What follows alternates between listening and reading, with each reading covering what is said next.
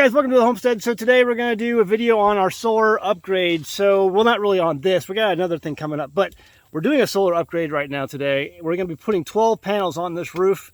Right now we have 6 panels that are powering this house, and we're doing an upgrade for a total of 12 panels and additional batteries. And of course, our friend Roy is out here again helping us out and has brought his son, gainfully employed son there. And they're helping us out with getting all this stuff installed and doing it the right way. And so while he's out here working, I figured, you know, I want to ask him a question about something I saw in the news the other day about Amazon.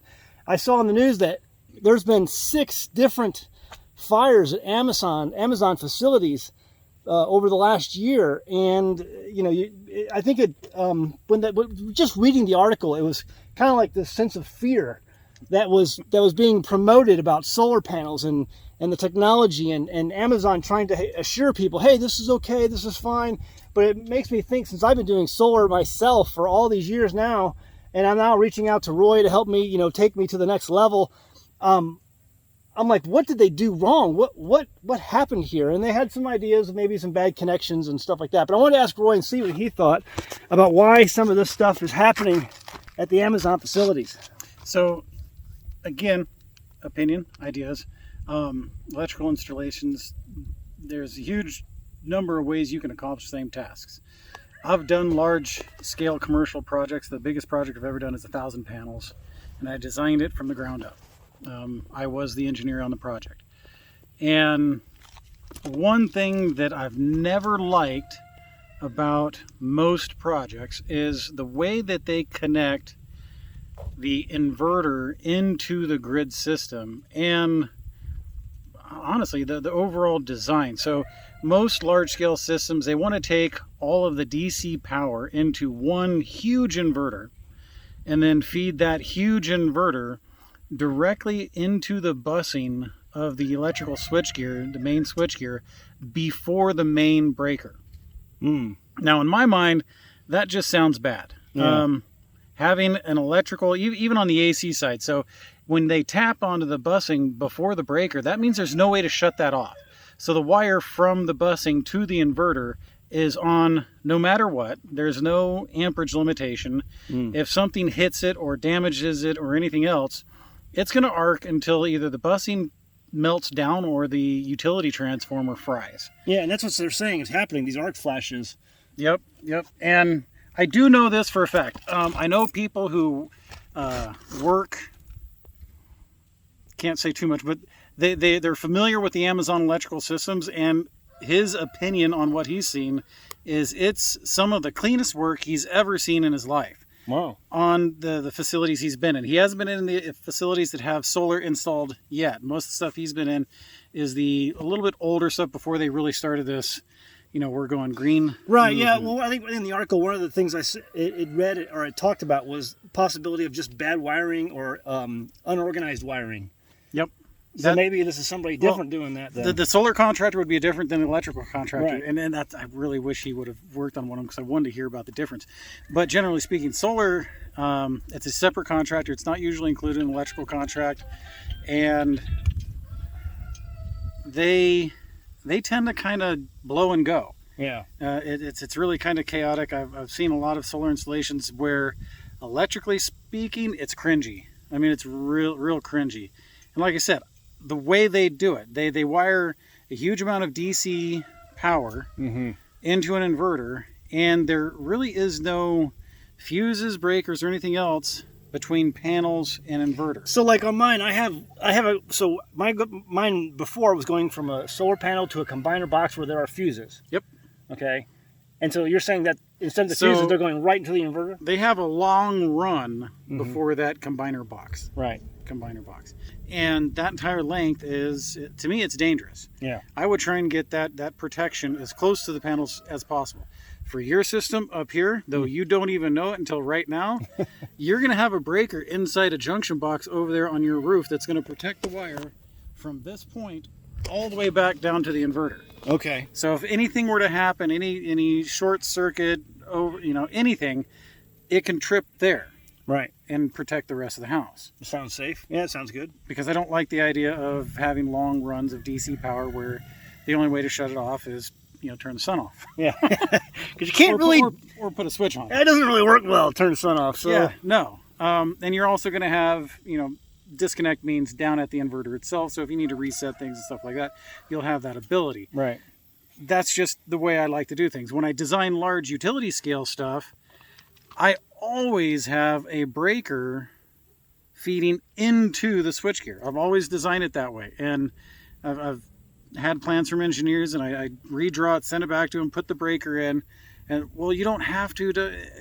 It just makes sense. Put a breaker as close to the potential problem as possible. So if they have issues and there's short circuits and arc flashing, there's a lot of areas that could be mitigated and damaged that just make it worse the way they design it typically. Yeah. And I've had inverters, utility inverters, go on recall for capacitor bank issues and things like that, which could explode. Yeah. So you're saying maybe that's probably what's happening with some of the stuff at the Amazon, maybe? More than likely. More than likely, they've had issues at... Do you think some of these guys are just not experienced who are putting this stuff in for Amazon? It's hard to say, but solar work tends to be lower pay, lower skill because it is so much cookie cutter and, rinse repeat kind of thing. Yeah. So they typically, like I said, it's usually a different contractor. These are people who are not thinking for themselves and trying to make custom systems. Yeah, and they're not, and the guys oftentimes doing solar systems are not electricians. They couldn't wire your house. Yeah. They could wire a panel to this, but that's the limit of their knowledge, and they just simply know this is what we've been doing. This is why we've done it before. They don't know the code. And I'm not a big. I don't promote. Everybody's got to go to school. I came up through the trades, never going to school. Yeah. And yet, at this point, I can engineer an entire electrical system, and it doesn't matter how big it is. Yeah. But I applied myself and learned it. I became an electrician. These guys, it's a job. It's not a career. Right. So, that's real likely that... So one of the things I think that, do you think all these fires at Amazon, we're getting some pretty good wind up here. We're up here, we've got a tent. It's a nice breeze. Yeah, it's a nice breeze. We got a tent kind of keeping them out of the sun while they're working. But it seems like these articles that are talking about these Amazon fires are promoting a lot of fear. And I wonder what that does for the intimidation factor for homeowners who are, oh my gosh, I've got one of these on my house. Is my house in danger? Or I imagine people who don't understand the similarities and the difference between the two. Yeah, is it going to burst in flames? I mean, electricity tends to be kind of magic, in people's mind. It's an unknown. They don't know what they don't know. All they know is that they plug stuff in, it works. But... Yeah, and they do this, and lights do their thing, and they don't understand, how it works or how to protect from it. So, in that ignorance, it would scare me. Yeah. Well, that's what I think it's doing. We've talked about this too. You are your first line of tech support. It's one of my favorite lines now. And the best way you can be that is to learn things on your own, to apply yourself and try to learn them inside and out. And that takes time. It takes effort. It takes, some, And you don't need to learn most things to an engineering level. Right. But, a user interface level. No, I don't claim to be an engineer either, but I can put together my own small systems and try to make them. You've been using it for years. Yeah. So it's just, it just takes that time and effort to apply yourself and to learn something new and then feel confident and comfortable with it.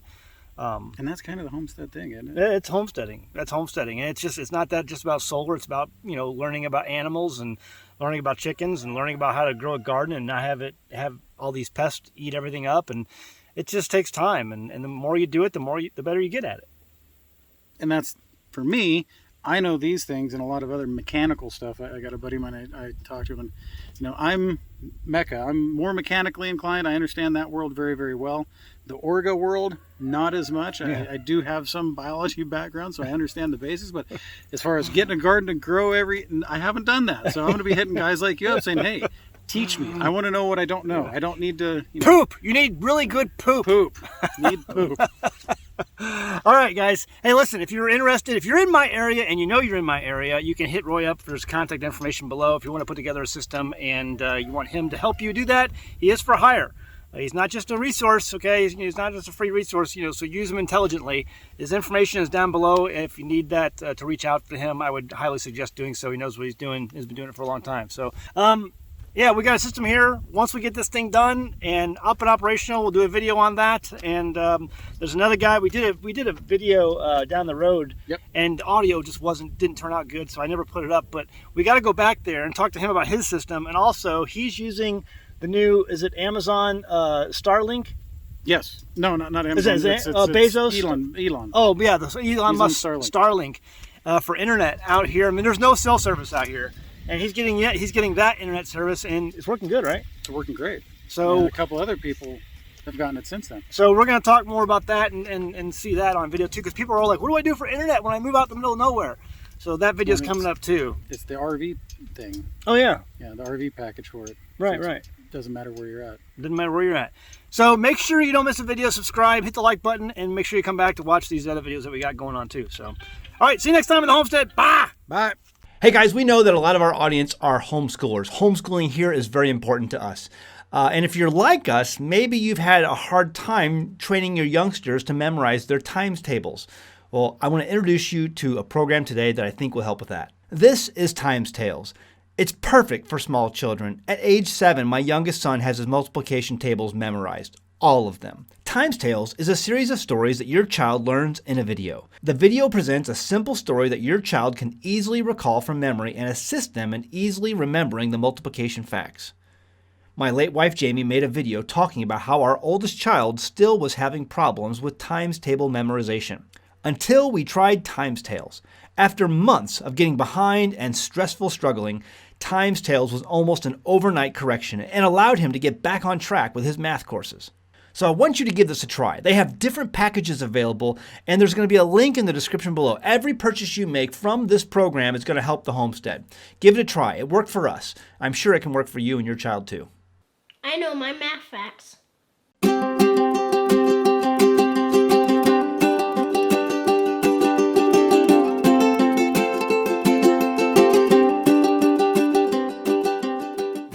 Hey there, thanks for watching our channel. If you're looking for great off-grid homesteading videos, this is the channel for you. Hit that subscribe button and be sure to like the video you just watched. You can also feel free to send us your questions by going to anamericanhomestead.com on our contact page and send me your question. Your question might get made into a video. In the meantime, check out some of these other great videos. Oh wait, go ahead and click them. Go ahead.